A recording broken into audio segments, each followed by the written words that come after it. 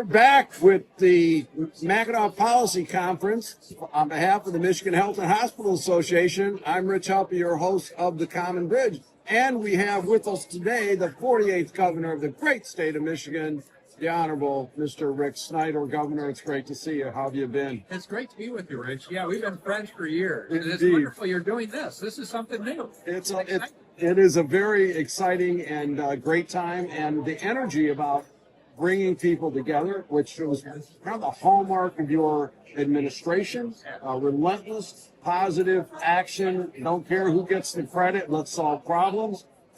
We'd be a better world, a better country if everyone did that. A lot going on right now in politics, business, healthcare, and education. Well, why don't we talk a little bit about education? Because I know it's a place you're very passionate about, and you've been doing some great work. So let us know what you've been up to. Yeah, so I'm part of a coalition, the 21st Century Learning in Michigan group.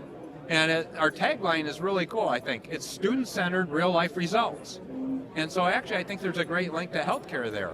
But the goal here is to say, let's do some reforms, and really, for districts that want to, let's allow them to do much more innovative work than they're able to do today. They're being held back by a law that goes back to 1906, which is seat time. Say a student is educated after they sit in a seat for so many hours, for so many years, and supposedly it magically comes out educated. Well, what it's doing is holding back innovation to say, instead of saying it's 1 hour, 1 class, 1 teacher, could we combine English and history together? So they could do a project where they're learning English and history. Could we combine geometry and carpentry? Could we combine something with healthcare and get them out learning and learn about biology and science and healthcare? There's an idea. Indeed. At the same time.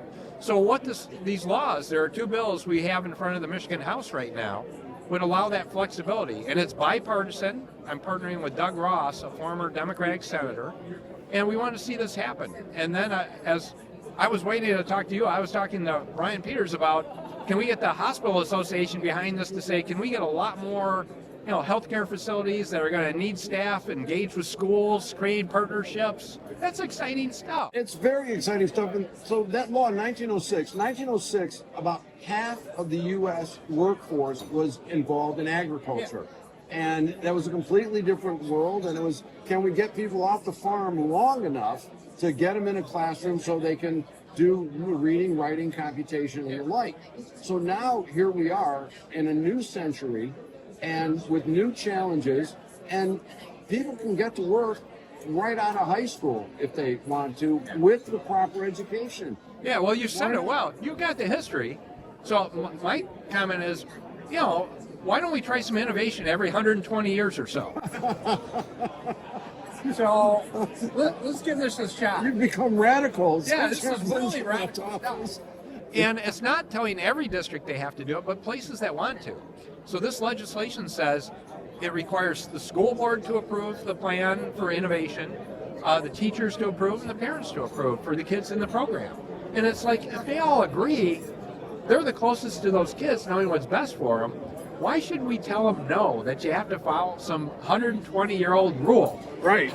I'd like them to learn the Constitution and history, and I'd also like them to be able to read and speak and compute and think. And when it relates to healthcare, we know that healthcare, poor outcomes, poor conditions begin at the front with nutrition, with proper rest, exercise, and so forth. That could be incorporated into how to stay healthy the rest of your life with biology versus some of the heroics that we perform to undo the effects of bad food, bad exercise, and not enough rest. Yeah, it's amazing though, and healthcare in particular. I visited Anchor Bay High School as part of the tour to go see programs, and they had a health professional program where these young kids, they were juniors and seniors, were already starting to do med tech stuff, and they were doing incredible work. Their teacher was taking them into schools, and every one of these kids had a smile. And when I had a chance to talk to them, do you enjoy this? It's like, yeah, this is going to be our future. So when you talk about problems we have, like chronic absenteeism, kids being checked out, they're either bored or lost in many cases. And this has them engaged and excited to come to school, to say, I want to get to school because this is going to help me be better in my life and I can help people. Isn't that cool? People and make a living. And in my hometown of Wayne, Michigan, I know that the local hospitals partnering with the school system, teaching the young people to be phlebotomists and rad techs and lab techs and such. And yeah, it's a pipeline directly into a great middle class standard of living, because the factory's not hiring the way it used to back in the day. And I guess I could cite myself as an example. I was taught computer programming in high school, went right into the field because colleges weren't ready. Yeah. So it's a terrific opportunity. Are you familiar at all with the city of Detroit? I've just read one article that they're reforming their high schools, so they will, instead of being neighborhood schools that do the same, there will be specialty schools. And would they be part of this program? They could be. Again, this law would apply to them just as well in terms of making it permissive for them. If they want to do it, they could utilize this law to do even more.